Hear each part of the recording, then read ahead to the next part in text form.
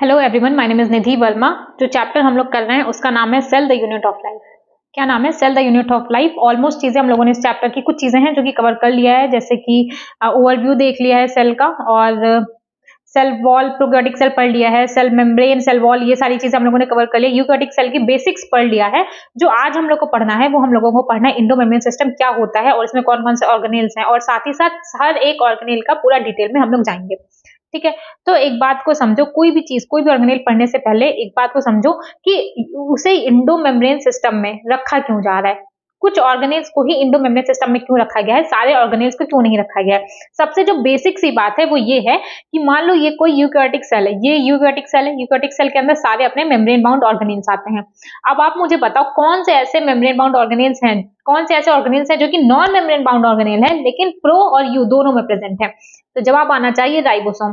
Ribosome prokaryotic में भी present होता है आपका, और राइबोसोम आपका यूकैरियोटिक में भी प्रेजेंट होता है। ठीक है, ये रही बात। और एक और बात, अगर आपको इसके आगे का पढ़ना है कि एनसीईआरटी का ही सेम लाइन टू लाइन, तो डिस्क्रिप्शन में आपको हर एक वीडियो का लिंक मिल जाएगा, वहां से जाकर के आप पढ़ सकते हो। तो देखो, इंडो मेम्ब्रेन सिस्टम का मतलब ये है, जैसे मान लो ये आपका यूकैरियोटिक सेल है। ठीक है, ये आपका यूकैरियोटिक सेल है। यूकैरियोटिक सेल में आपके साइटोप्लाज्म प्रेजेंट होंगे। यूकैरियोटिक सेल है, यूकैरियोटिक सेल में आपके साइटोप्लाज्म प्रेजेंट है। इसी साइटोप्लाज्म में कई सारे ऑर्गेनेल्स भी प्रेजेंट होते हैं, जैसे कि आपका mitochondria, ER, Golgi body, plastid, lysosome, vacuole, सारे ऑर्गेनेल्स कहां प्रेजेंट होते हैं? सेल के साइटोप्लाज्म में। ठीक, सेल के ही जब साइटोप्लाज्म में सारे ऑर्गेनेल्स प्रेजेंट हैं, तो कुछ ऑर्गेनेल्स ऐसे होते हैं जिनके फंक्शंस आपस में कोऑर्डिनेटेड होते हैं। कोऑर्डिनेट होने का मतलब कि एक दूसरे के ऊपर डिपेंड कर रहा है। मतलब एक ऑर्गेनेल ने कुछ बनाया, वो सब्सटेंस किसी दूसरे ऑर्गेनेल के पास गया, उसने मॉडिफाई किया, फिर उसने किसी तीसरे ऑर्गेनेल के पास भेजा। मतलब अगर कहीं पे आपको ये देखने को मिले कि एक ऑर्गेनेल कुछ बना रहा है, दूसरा ऑर्गेनेल उसी सेम सब्सटेंस को मॉडिफाई करके तीसरे ऑर्गेनेल के पास भेज रहा है, मतलब क्या है? मतलब यह है कि उनके फंक्शंस आपस में कहीं ना कहीं एक दूसरे से लिंक है, कहीं ना कहीं कोऑर्डिनेट मैनर में है।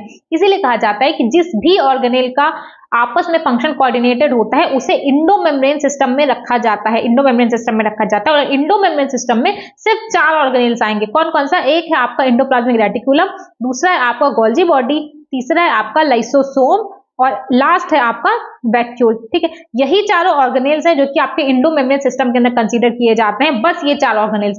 बाकी माइटोकॉन्ड्रिया क्यों नहीं रखा गया, प्लास्टिड क्यों नहीं रखा गया? क्योंकि उन सबके फंक्शंस कोऑर्डिनेटेड नहीं थे, इसलिए उसको इंडो मेम्ब्रेन सिस्टम में नहीं रखा गया। देखो ये यहाँ पे क्या लिखा गया कि while each of the membranous organelle is distinct in terms of its structure and functions, हर एक ऑर्गेनेल अलग अलग होता है स्ट्रक्चर एंड फंक्शन में। Many of these are considered together as an endomembrane system because their functions are coordinated. उसमें से बहुत सारे ऑर्गेनेल्स ऐसे होते हैं कि जिनके आपस में फंक्शंस कोऑर्डिनेटेड होते हैं, और जिनके फंक्शंस आपस में कोऑर्डिनेटेड हैं उसको रखा जाता है इंडोमेम्ब्रेन सिस्टम में। जैसे कि एग्जांपल दिया गया है इंडोप्लाज्मिक रेटिकुलम सॉरी, जैसे कि एक है आपका इंडोप्लाज्मिक रेटिकुलम। इंडोप्लाज्मिक रेटिकुलम हो गया, ठीक है, endoplasmic reticulum, Golgi complex, lysosome and vacuole. ये 4 ऑर्गेनेल्स ऐसे होते हैं जिसको कंसीडर किया जाता है किसके अंदर? जिसको कंसीडर किया जाता है आपका इंडो मेम्ब्रेन सिस्टम में। ठीक है, जिसको इंडो मेम्ब्रेन सिस्टम में रखा जाता है। अब अगर बात की जाए, कुछ ऑर्गेनेल्स ऐसे होते हैं जैसे कि आपका माइटोकॉन्ड्रिया हो गया,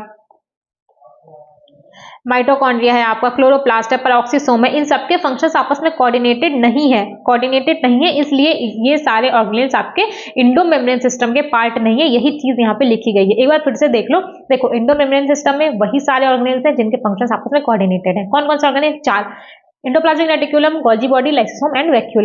अब बाकी के जो ऑर्गेनेल्स हैं उसको इसलिए नहीं कंसीडर किया गया ईएमएस के अंदर क्योंकि उनके फंक्शंस कोऑर्डिनेटेड नहीं थे, इसलिए उसको इंडो मेम्ब्रेन सिस्टम में नहीं रखा गया। नेक्स्ट, अब हम लोग एक एक ऑर्गेनेल के बारे में डिटेल में समझेंगे। देखो, इंडोप्लाज्मिक रेटिकुलम क्या होता है? इंडोप्लाज्मिक रेटिकुलम, देखो ये है आपका न्यूक्लियस, ये है आपका न्यूक्लियस, इधर है आपका साइटोप्लाज्म, ये पूरा सेल है। ठीक है, ये है आपका पूरा सेल है। सेल के अंदर ये है आपका न्यूक्लियस, न्यूक्लियस के अंदर यहाँ पे आपकी लगी हुई है इंडोप्लाज्मिक रेटिकुलम, और यहाँ पे आपका साइटोप्लाज्म प्रेजेंट। ठीक है, यहाँ पे आपको कुछ इस तरीके का आपको नेटवर्क दिखेगा, रेटिकुलर नेटवर्क देखने को मिलता है, और यही जो टिनी ट्यूबुलर रेटिकुलर नेटवर्क है इसी को बोला जाता है इंडोप्लाज्मिक रेटिकुलम। इसी को क्या बोला जाता है? Endoplasmic reticulum. ठीक है, अब कुछ इंडोप्लाज्मिक रेटिकुलम पे कई जगह पे आपको इस तरीके का, ये आपको येलो कलर का जो दिख रहा है, ये जो आपको येलो कलर, ग्रीन कलर का दिख रहा है, कुछ इस तरीके के स्ट्रक्चर्स देखने को मिलते हैं। ये जो ग्रीन कलर के स्ट्रक्चर्स देखने को मिल रहा है, ये कुछ और नहीं है, ये होता है आपका, ये क्या है आपका? ये है आपका राइबोसोम। और राइबोसोम कौन सा? राइबोसोम होता है आपका एटीएस टाइप का। ATS टाइप का राइबोसोम आपका प्रेजेंट होता है एंडोप्लाज्मिक रेटिकुलम के अंदर। तो जहां पे आपको एंडोप्लाज्मिक इस तरीके से राइबोसोम दिखेगा, जहां पे भी आपको राइबोसोम दिखेगा उसको बोला जाएगा रफ एंडोप्लाज्मिक रेटिकुलम। मतलब अगर राइबोसोम प्रेजेंट है तो बोला जाएगा रफ एंडोप्लाज्मिक रेटिकुलम। देखो ये सरफेस वॉल का रफ है, खुरदुरी हो गई, लेकिन कुछ जगह एंडोप्लाज्मिक रेटिकुलम की ऐसी होती है, कुछ स्ट्रक्चर्स ऐसे होते हैं जहां पे कोई आपको राइबोसोम दिख रहा है, यहाँ पे कोई राइबोसोम नहीं दिख रहा है, इसलिए इसको बोला जाता है स्मूथ एंडोप्लाज्मिक रेटिकुलम। अब ये रफ नहीं है, स्मूथ है। रफ तब होती जब राइबोसोम प्रेजेंट होता। एक बात हमेशा ध्यान रखना कि अगर राइबोसोम प्रेजेंट है तो मतलब प्रोटीन की सिंथेसिस हो रही होगी। राइबोसोम प्रेजेंट है तो मतलब प्रोटीन की सिंथेसिस हो रही होगी। तो प्रोटीन की सिंथेसिस कहाँ होगी? प्रोटीन की सिंथेसिस होगी रफ ईआर में। प्रोटीन की सिंथेसिस कहाँ होगी? रफ ईआर में। अब अगर कहीं कोई जगह ऐसी है जहां पे राइबोसोम एब्सेंट है तो यहाँ पे प्रोटीन की सिंथेसिस ना होकर के यहाँ पे होगी लिपिड की सिंथेसिस। किसकी? लिपिड की सिंथेसिस।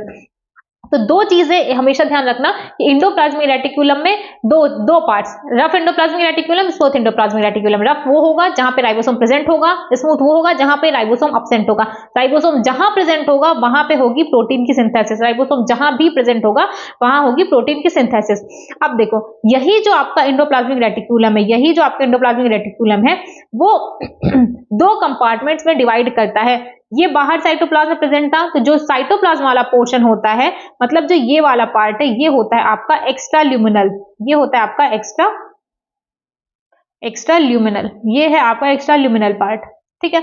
और ये जो अंदर वाला पार्ट है ये होता है आपका ल्यूमिनल, ठीक है। ये है आपका ल्यूमिनल पार्ट। अब देख लो क्या लिखा गया आपके बुक में, देखो। In electron microscopic study of eukaryotic cell reveals the presence of network or reticulum of tiny tubular structures scattered in the cytoplasm that is called the endoplasmic reticulum। मतलब tiny tubular reticular structures present होते हैं cytoplasm में, उसी को बोला जाता है endoplasmic reticulum. Hence ER divides the intracellular spaces into two distinct compartment. मैंने बोला था कि ईआर कंपार्टमेंट को, इंट्रासेलुलर स्पेस को दो कंपार्टमेंट में काटेगा, ठीक है। एक जो अंदर वाला पोर्शन है ईआर के अंदर उसको ल्यूमिनल बोला जाता है, जो साइटोप्लाज्म वाला पार्ट है उसको एक्स्ट्रा ल्यूमिनल बोला जाएगा। देखो hence ER divides the intercellular spaces into two distinct compartment. Luminal inside ER होता है, एक्स्ट्रा ल्यूमिनल आपका साइटोप्लाज्मिक कंपार्टमेंट को बोला जा रहा है, ठीक है। ER often shows ribosome. Generally ER में आपको राइबोसोम देखने को मिलेंगे attach to the outer surface से अटैच होंगे। एंडोप्लाज्मिक रेटिकुलम जो जहां पे राइबोसोम प्रेजेंट होंगे उसको रफ एंडोप्लाज्मिक रेटिकुलम बोला जाता है। और अगर राइबोसोम एब्सेंट है, देखो endoplasmic reticulum bearing ribosome on their surface is called rough endoplasmic reticulum. और अगर absence of ribosome they appear smooth, और उस टाइप पे उसको बोला जाएगा स्मूथ एंडोप्लाज्मिक रेटिकुलम, ठीक है। जो रफ एंडोप्लाज्मिक रेटिकुलम है वहां पे ये देखने को मिलता है कि वहां पे कंटिन्यूअसली फोटोसिंथेसिस और सिक्रीशन हो रहा है। रफ एंडोप्लाज्मिक रेटिकुलम का क्या फंक्शन होता है? एक प्रोटीन सिंथेसिस कराना, दूसरा सिक्रीशन कराना। क्यों प्रोटीन सिंथेसिस हो रही है? क्योंकि वहां पे प्रेजेंट है आपका एटीएस राइबोसोम, ठीक है। और इसके बाद अगर बात की जाए कि स्मूथ एंडोप्लाज्मिक रेटिकुलम का क्या काम होता है, तो स्मूथ एंडोप्लाज्मिक रेटिकुलम लिपिड की सिंथेसिस कराती है और साथ ही साथ स्टेरॉइड हार्मोन जो कि एनिमल्स में प्रेजेंट होते हैं उसकी भी सिंथेसिस कराती है।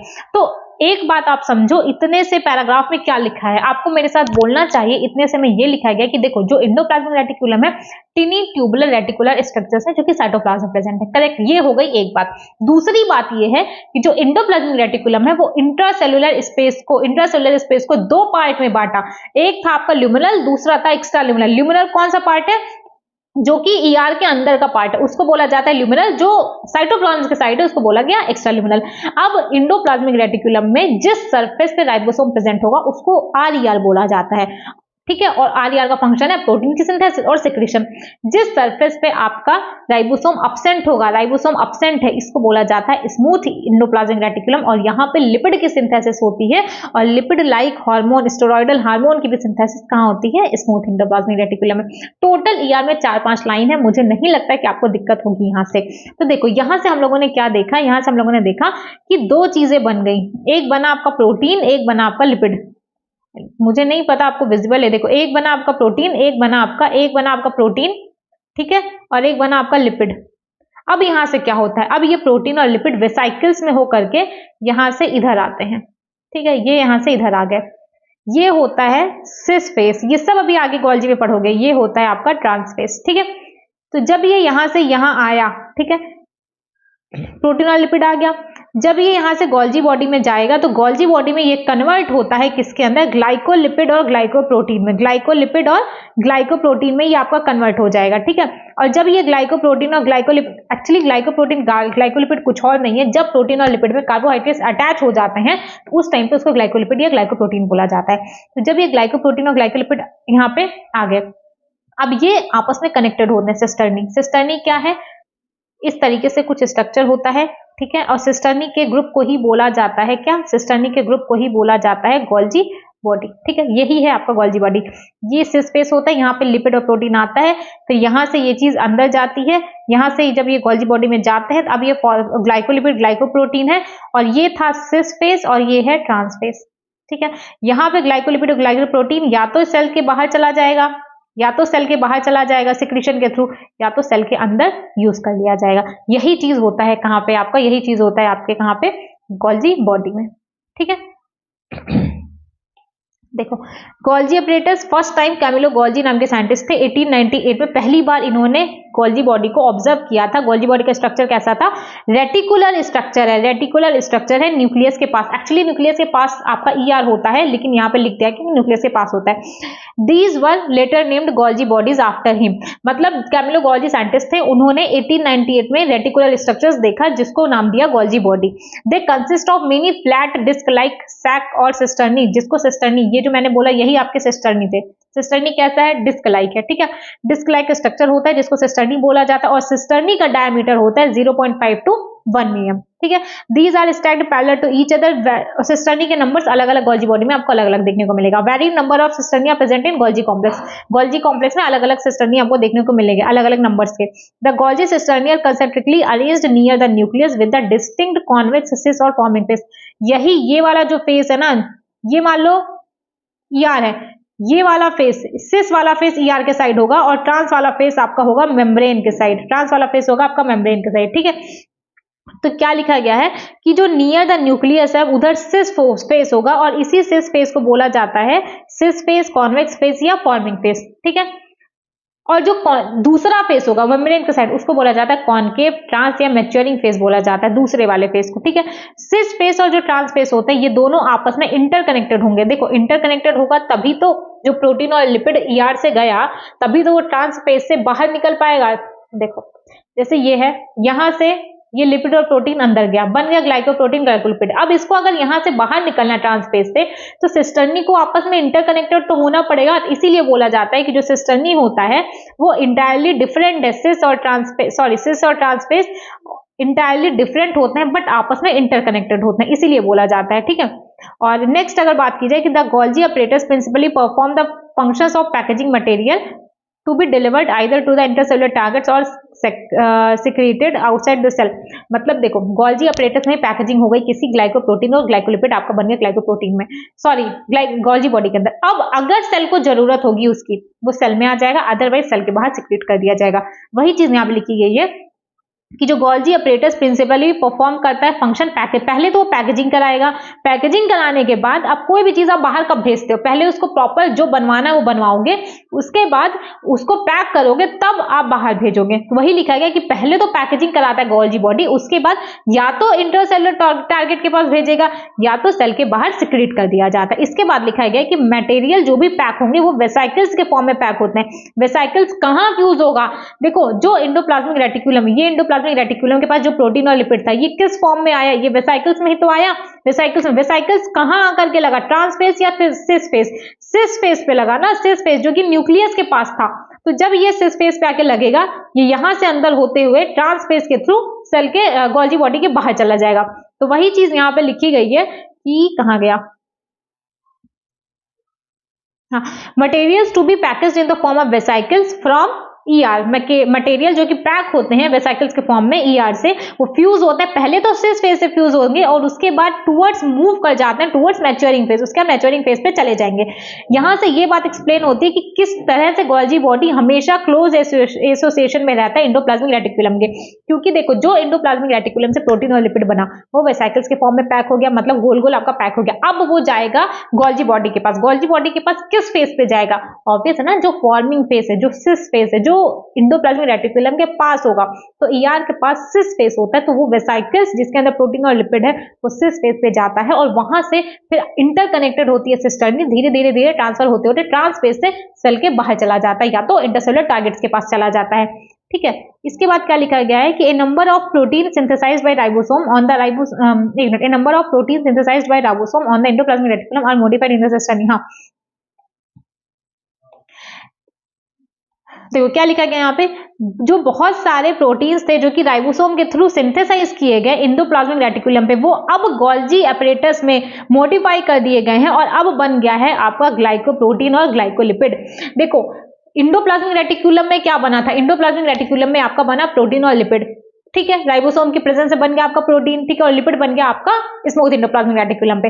अब वो वेसाइकल्स के फॉर्म में पैक हुए, वेसाइकल्स के फॉर्म में पैक होने के बाद वो सिस फेस के पास गए, सिस फेस पे वो गोल्जी बॉडी के साथ फ्यूज हुए, गोल्जी बॉडी के अंदर गए, वहां पे ग्लाइकोप्रोटीन और ग्लाइकोलिपिड का फॉर्मेशन हुआ, फिर वहां से वो ट्रांसफेस के थ्रू बाहर सेक्रीट कर दिए गए। ठीक है, तो अगर सवाल ये पूछा गया कि गोल्जी अपैरेटस ग्लाइकोप्रोटीन और ग्लाइकोलिपिड कहाँ बना, तो ग्लाइकोप्रोटीन और ग्लाइकोलिपिड बनता है आपका गोल्जी अपैरेटस में। कहाँ बना, गोल्जी अपैरेटस में।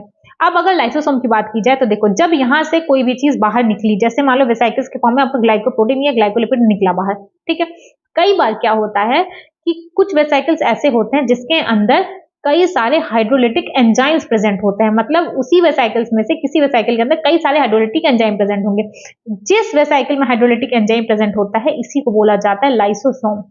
इसी को क्या बोल दिया गया, लाइसोसोम। ठीक है, अब एक बार बताओ लाइसोसोम की पैकेजिंग कौन कराया, लाइसोसोम कैसे बना आपका, लाइसोसोम लाइसोसोम कैसे बना, लाइसोसोम की पैकेजिंग कौन कराया, ऑब्वियस है ना, गोल्जी बॉडी से निकल रहा है तो गोल्जी बॉडी ही पैकेजिंग कराया होगा। लेकिन लाइसोसोम की पैकेजिंग तो आपको गोल्जी बॉडी कराता है, लेकिन जो मटेरियल्स प्रोवाइड किया जाता है, जो प्रोटीन और लिपिड आ कहां से रहे हैं, वो आ रहे हैं आपके एंडोप्लाज्मिक रेटिकुलम से। तो लाइसोसोम की पैकेजिंग कौन कराता है, वो कराता है आपका गोल्जी बॉडी। लेकिन अगर ऐसा पूछा जाए सवाल की फॉर्मेशन कौन कराया, सिर्फ गोल्जी बॉडी, तो नहीं, फॉर्मेशन कराने में आपका ER का भी रोल है, गोल्जी बॉडी का भी रोल है। पैकेजिंग करा रहा है गोल्जी बॉडी, मटेरियल प्रोवाइड कर रहा है आपका ER। अब पढ़ लेते हैं, देखो these are membrane bound vesicular structures, membrane bound vesicular structures है क्योंकि यूकैरियोटिक सेल में है, इसका मतलब ही यही है कि मेम्ब्रेन बाउंड होंगे। ठीक है, formed by the process of packaging, membrane bound vesicular structures होते हैं formed by the process of packaging in the Golgi apparatus. Golgi apparatus में पैकेजिंग के प्रोसेस के थ्रू आपका लाइसोसोम को फॉर्मेशन होता है।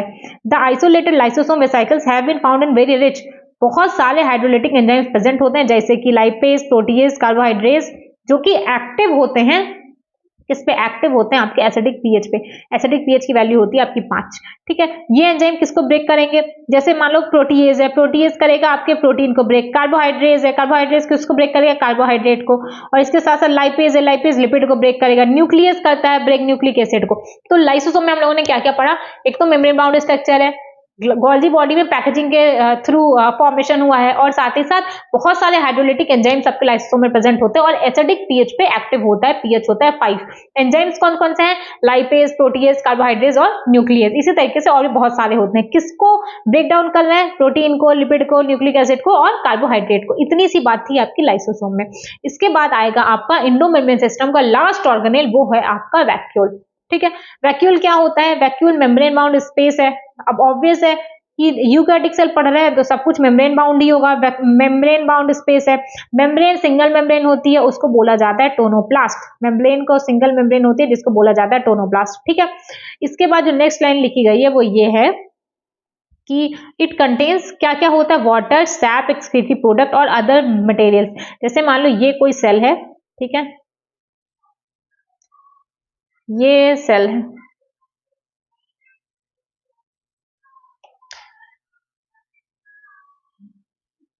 तो ये सेल वॉल है, ये सेल मेम्ब्रेन है। ठीक, तो इसी सेल वॉल और सेल मेम्ब्रेन के अंदर यहाँ पे बहुत बड़ा सा वैक्यूल प्रेजेंट होता है जो कि 90% अप टू 90% स्पेस लेता है, किसका, प्लांट सेल का।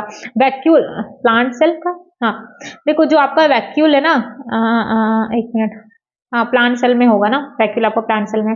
तो इसके बाद क्या था, अप टू 90% स्पेस लेता है प्लांट सेल का, ये रहा आपका वैक्यूल। बाहर सेल वॉल, फिर सेल मेम्ब्रेन, ये है वैक्यूल। वैक्यूल के अंदर क्या क्या प्रेजेंट है, वैक्यूल के अंदर आपका वाटर होता है, सैप होता है, एक्सक्रीटरी प्रोडक्ट होता है, और जो भी ऐसे मटेरियल्स जो कि सेल के लिए यूजफुल नहीं है, ऑर्गेनेल्स के लिए, वो सारे आपके वैक्यूल्स में आके स्टोर होते जाते हैं। ठीक है। वैक्यूल में एक सिंगल मेम्ब्रेन होती है जिसको टोनोप्लास्ट कहा जाता है, ठीक। अब देखो इसके अंदर आयंस प्रेजेंट होते हैं वैक्यूल के अंदर, और आयन आपके साइटोप्लाज्म में भी है। तो जब साइटोप्लाज्म से आयन आपके अंदर जाते हैं और तब क्या बोला जाता है, अंदर जाते गए तो अंदर आयन की कंसंट्रेशन बढ़ती जाती है। सुनो, अंदर भी आयन बाहर भी आयन। तो जब साइटोप्लाज्म से आयन सेल के अंदर जाएंगे, सॉरी वैक्यूल के अंदर जाएंगे, तो आयन वैक्यूल के अंदर उसकी कंसंट्रेशन बढ़ती चली जाती है। तो जब यहाँ पे आयन की कंसंट्रेशन बहुत ज्यादा बढ़ जाती है और साइटोप्लाज्म में नीड होती है, तो यहाँ से ये आयन्स को बाहर भी रिलीज कर देता है। इसलिए जब जरूरत होती है तो आयन अंदर चला जाता है, जब जरूरत होती है तो आयन बाहर चला जाता है। तो ओवरऑल क्या देखा जाए, ऑस्मो रेगुलेशन मेंटेन आपको होता हुआ दिखाई देता है। इसीलिए बोला जाता है कि जो वैक्यूल होता है वो ऑस्मो रेगुलेशन में हेल्प करता है। देखो the vacuole is the membrane bound space found in the cytoplasm. Membrane bound space होता है जो कि साइटोप्लाज्म में प्रेजेंट होता है, और वैक्यूल में वाटर होता है, सैप होता है, स्केटी प्रोडक्ट होता है और ऐसे मटेरियल्स होते हैं जो कि सेल के लिए यूजफुल नहीं है। वैक्यूल में सिंगल मेम्ब्रेन होती है जिसको टोनोप्लास्ट बोला जाता है। और साथ ही साथ एक और लाइन है कि प्लांट सेल का जो वैक्यूल होता है वो up to 90% of the volume of the cell वो आपके वैक्यूल का होता है। मतलब 40% हो सकता है, 50% हो सकता है, 60, 70, 80% तक आपका वैक्यूल हो सकता है प्लांट सेल के अंदर।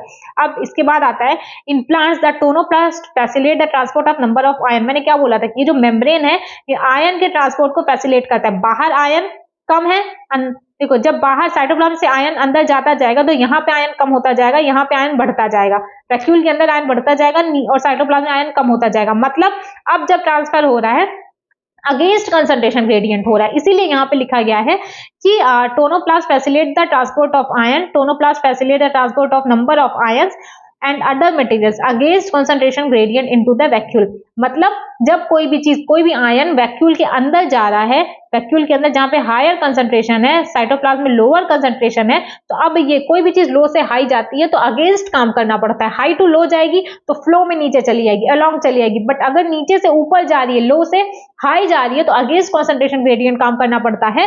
तो उसी टाइम वही चीज यहाँ पे बोली जा रही है कि टोनोप्लास्ट फैसिलिटेट करता है ट्रांसपोर्ट में किसके, नंबर ऑफ आयंस और अदर मटेरियल्स का against concentration gradient into the vacuole. जिसके बाद क्या होता है, जो वैक्यूल है, वैक्यूल में क्या आ जाता है, वैक्यूल में कॉन्सेंट्रेशन ज्यादा हो जाती है। वैक्यूल में their concentration is significantly higher in the vacuole. मतलब आयंस आपके धीरे धीरे धीरे धीरे वैक्यूल में बढ़ते चले जाते हैं, और जो वैक्यूल है वही ऑस्मो रेगुलेशन में भी हेल्प करता है।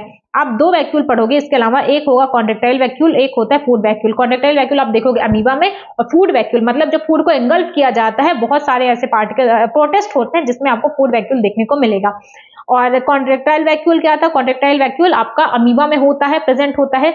सेम जैसे आपका यहाँ पे वैक्यूल है, आयंस को अंदर ले रहा है, बाहर दे रहा है, उसी तरीके से जो अमीबा होता है, तो अमीबा के अंदर बीच में कॉन्ट्रेक्टाइल, जैसे ये अमीबा है, बीच में कॉन्ट्रेक्टाइल वैक्यूल होता है। अगर अंदर पानी की जरूरत होगी पानी अंदर चला जाएगा, अदरवाइज पानी बाहर चला जाएगा, और ये कॉन्ट्रैक्ट करता रहता है। इसीलिए बोला जाता है कि अमीबा के अंदर कॉन्ट्रेक्टाइल वैक्यूल प्रेजेंट है, जो कि ऑस्मो रेगुलेशन में हेल्प करता है और साथ ही साथ एक्सक्रीशन में भी हेल्प करता है। ऑस्मो रेगुलेशन एंड एक्सक्रीशन में हेल्प करता है। ये सारी बात थी आपकी इंडो मेम्ब्रेन सिस्टम की। देखो टोटल 20-22 मिनट का वीडियो बना है और मुझे नहीं लगता मैंने कोई भी चीज छोड़ी है। मेरे साथ साथ पढ़ोगे ना तो आपको लाइन टू लाइन समझ में आएगी। आप हिंदी मीडियम के हो, आप किसी भी मीडियम के हो, ठीक है, आपको हर एक चीज आपको समझ में आएगी। बाकी अगर आपको इसके आगे का पढ़ना है तो आप मैं डिस्क्रिप्शन में डाल दूंगी। कोई भी डाउट आता है या तो आप कमेंट में बता दो, अदरवाइज टेलीग्राम का लिंक भी आपको डिस्क्रिप्शन में मिल जाएगा। आप टेलीग्राम ज्वाइन कर लीजिए, वहां पे चैट ग्रुप भी है, बच्चे हैं जो कि आपस में एक दूसरे से डाउट पूछते रहते हैं, वो भी आपको डेफिनेटली हेल्प करेगा, ठीक है। और साथ ही साथ इस हफ्ते के अंदर, आज मंडे है, 20th से पहले 19 तक हम लोग सेल भी कंप्लीट कर लेंगे और साथ ही साथ सेल डिवीजन भी कर लेंगे। तो अगर ये दोनों चैप्टर आपको पढ़ना है एनसीईआरटी से, तो आप लोग कंटिन्यू रखिए। सीधी सी बात है, कोई और ऑल्टरनेटिव नहीं होता हार्ड वर्क का, बस इतनी बात ध्यान रखिएगा, मेहनत करनी पड़ेगी, ठीक है। पढ़ाई करने से मतलब है आप यहाँ से करो, आप कहीं और से करो। अल्टीमेटली गोल ये है कि मेरा गोल है मुझे पढ़ाना है, आपका गोल है आपको पढ़ना है। आपको जिससे समझ में आ रहा है आप उससे पढ़ो, बस पढ़ाई करते रहो, ठीक है। चलो, थैंक यू।